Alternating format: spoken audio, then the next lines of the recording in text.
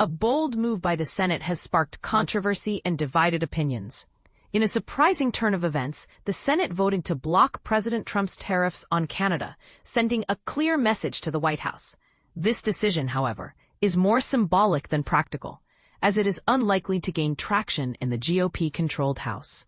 The trade tensions between the U.S. and Canada have been brewing for months, with the president imposing tariffs as high as 35% on Canadian goods. But here's where it gets controversial. President Trump declared a national emergency, citing the public health crisis caused by fentanyl and other drugs, and blamed Canada for not doing enough to combat drug trafficking.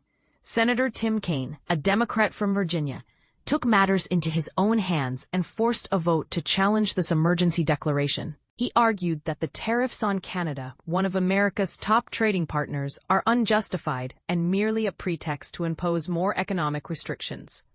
While fentanyl is undoubtedly an emergency when it comes to Mexico or China, it's absurd to suggest the same for Canada, Kaine stated.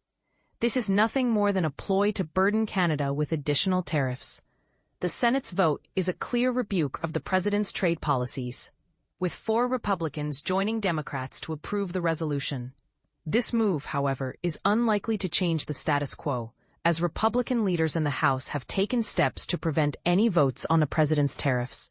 So, what does this mean for the future of U.S.-Canada trade relations?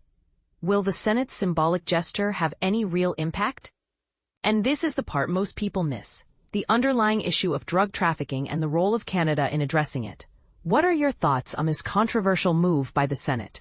Do you think it will have any long-term effects on trade policies? Feel free to share your opinions in the comments below.